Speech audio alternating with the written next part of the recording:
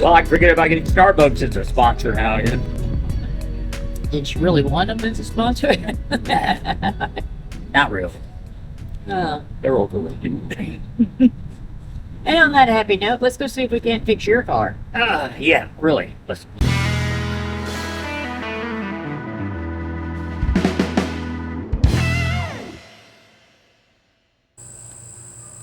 Hey, my nomies. Thanks for joining me again here on the MT and Me. I thought I'd start out the show by giving you a little bit of an update on last week's program. Now, last week we went to Monroe to visit with Ree and talk about tankless water heaters. She recently put one in her camper and it's working out just fine. And she's got me figuring that's probably what we're going to do one of these days here with Pearl and put in that impulse type water heater. Okay, we had a really good visit, really good conversation, and learned a lot about the installation of the water heaters and some problems you might run into and things like that. Okay, so if you are leaning toward that yourself, replacing an RV water heater, or thinking about maybe going the impulse route, then I would strongly urge you to watch that video because we kind of packed quite a bit of information in it in our discussion, and it all went very well.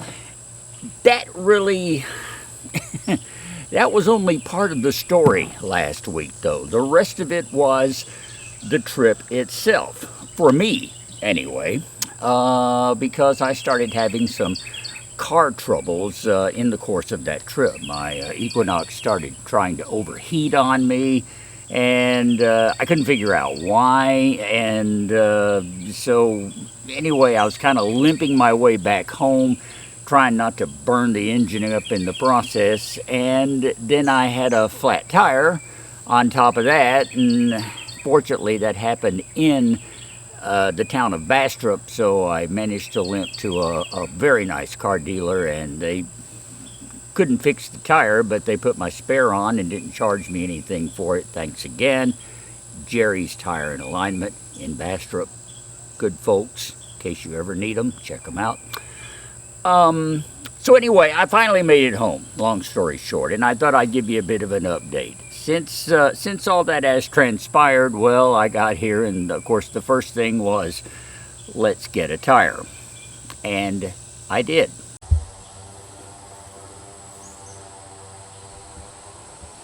Very next afternoon, went down to my trusty tire and automotive service dealer, and guess what? They didn't have my tire in stock either. But they did get it the next day, and that's when I went in and had this great looking, perfect replacement put on my Equinox. So we're rolling once again. Now, the other problem was the cooling system. I kept overheating.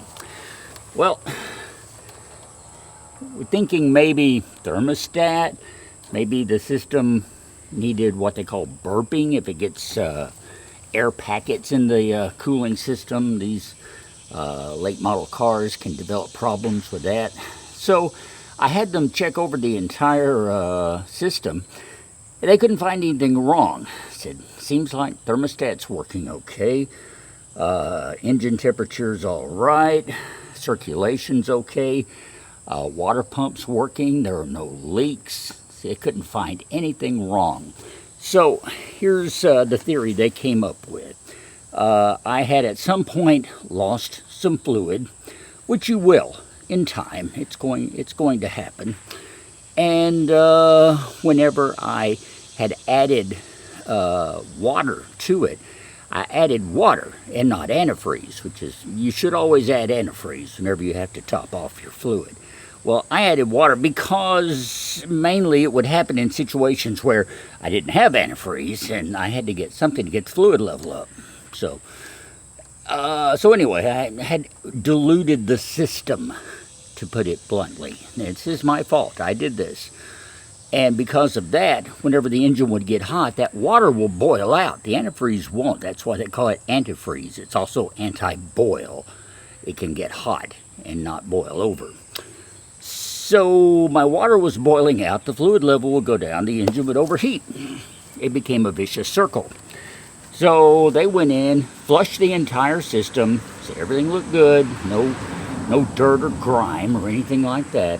They refilled it, got it properly refilled with the right antifreeze, the right coolant, got it burped, everything's ready to go, and it has not given me a single problem since then. This is going on, I guess, 2 weeks of driving. I haven't had it out on the open road for an extended length of time, but I have no reason to fear that it would not perform flawlessly.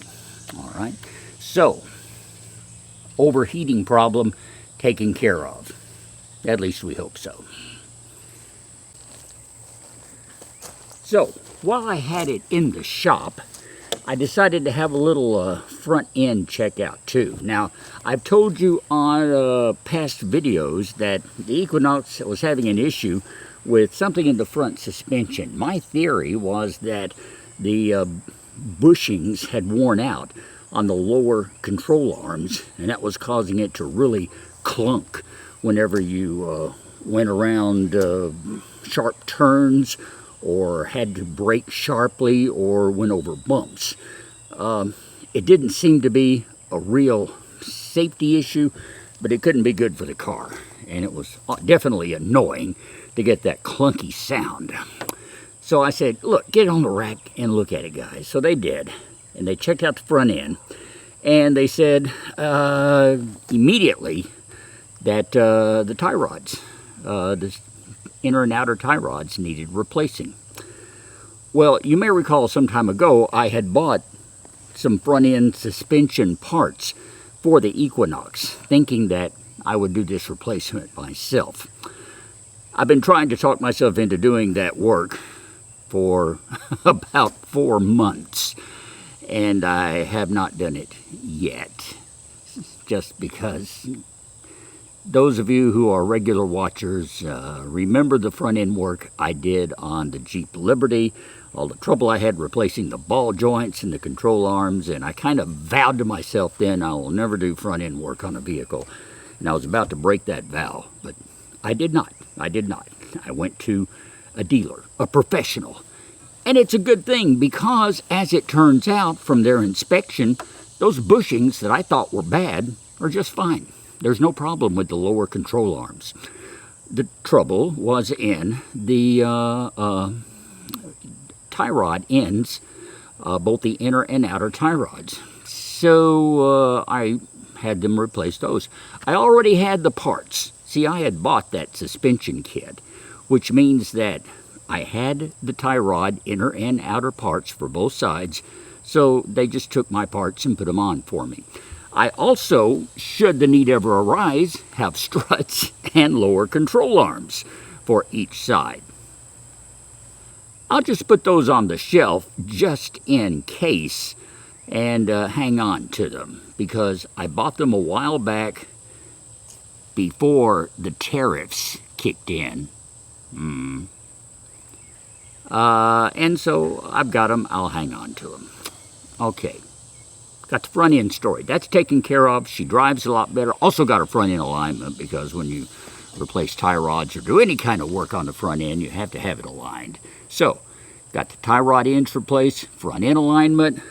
She drives like a dream. All I need to do now is get a couple of new tires in the front, because they're starting to show some wear since those tie rods had been bad for quite a while. So we'll do that on down the road too. Okay, while they were under there, they noticed says, you've got an oil leak. And I've noticed I've had to add oil along the way, but in a car this old and with 250,000 miles on it, literally, you'd expect to add a little oil here and there. And they said, well, no, your oil pan, the gasket, is actually leaking. So we need to replace that, and you've got some small leaks around the valve covers. So I'm thinking, okay, I'll get an appointment here in a couple of weeks and have that taken care of too. I mean, I'm having the car fixed up. We may as well get it all taken care of, right?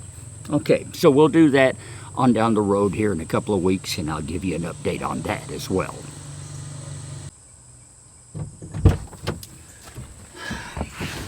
So, What else does that leave to do here on my 2006 Chevy? Well, I still have this. This is the clock spring. Goes in the steering wheel. This is the one I searched high and low for, finally found and bought, because you can't buy this thing, a replacement part, anymore. You have to find one that's been taken out of a discontinued 2005 or 6 model Equinox and get it from the junk dealer. And I managed to find this one. It is the original vintage part. As far as I know, it's good. The one in my steering wheel is not good because none of my buttons on the steering wheel work and the horn does not work. And I would assume because of that, the airbag probably doesn't work too, because it's also triggered through this. Okay, so I need to have that replaced. I thought about here again doing it myself. It involves taking the steering wheel off, getting to the assembly, and then it's pretty well a pull the old one out, put the new one in, tighten it down, and put it all back together type.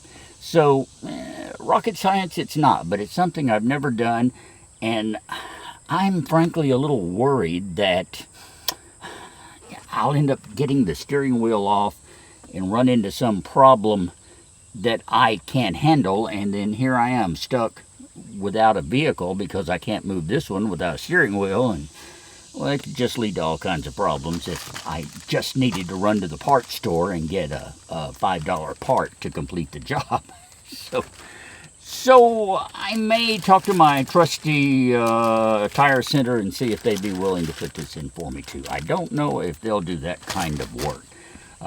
Tire suspension servicing, sure, they handle all that.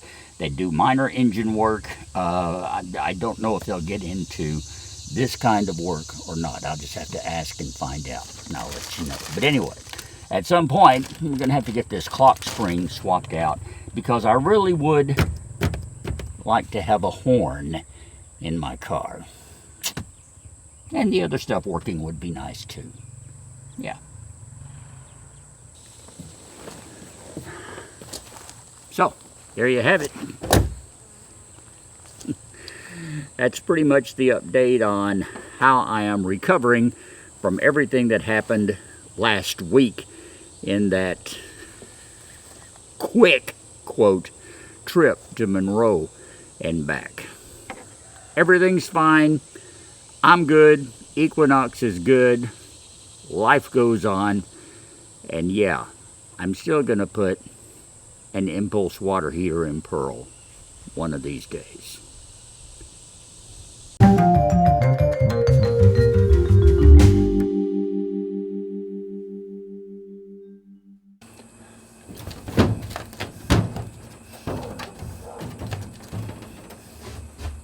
Hi. Nice to be back in Pearl here again.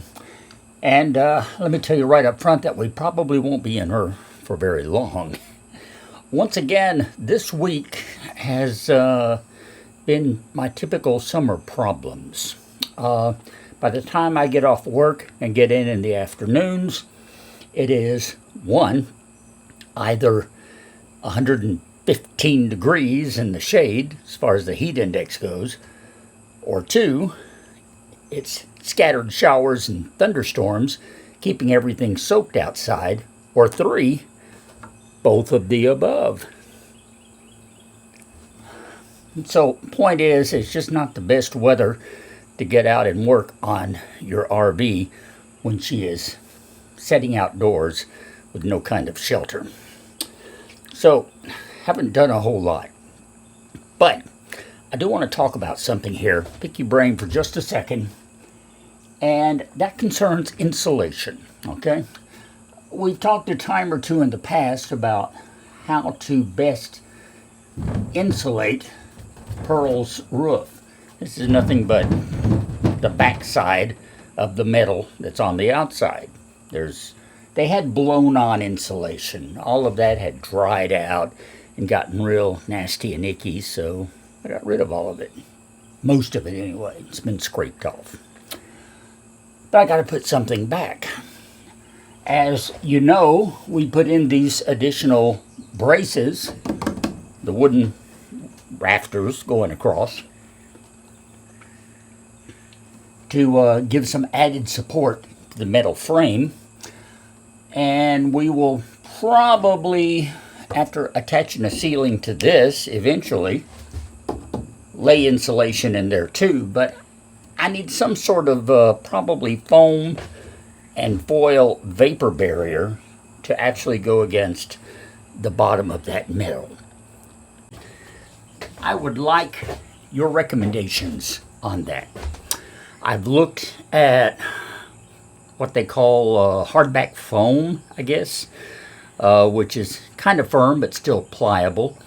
And then, of course, you have other kinds of spray foam. I'd really rather not get into that.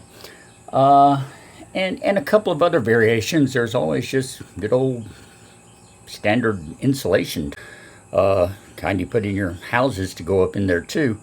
But I don't think that's the best option either.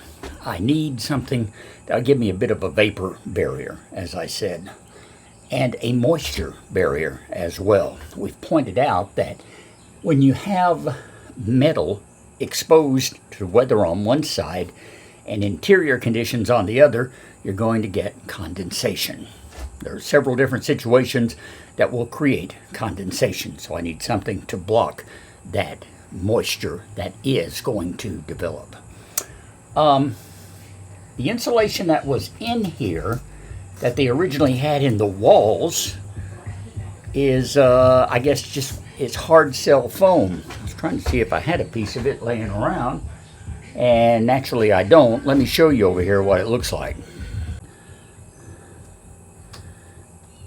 Right here, you can see this piece that is still in place. It's about 1.5 inches thick. Okay, it's a little over this. It's not quite 2 inches. I'd call it 1.5 inches. And it is pretty firm foam. In addition to giving insulation, it will also give some structural integrity to the wall. So I guess I'm kind of looking for something that'll do the same thing here on the ceiling, on the walls, and of course I'll have to come up with some sort of insulation to put on the floor too. There's several options there. We'll cross that when we come to it. I'm more concerned about the side and top spaces at present. And at this point, I'm open to any and all suggestions.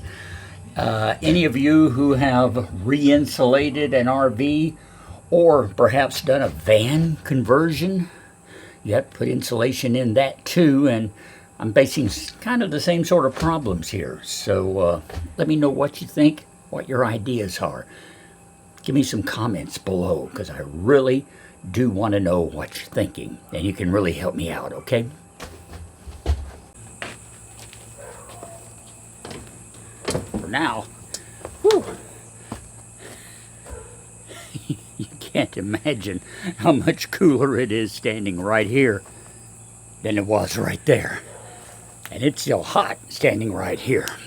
So, before I have a meltdown, we're going to wrap this up for this week, okay? It's kind of odd that this week, I guess, we're still dealing with the same themes as last week. Things that are hot.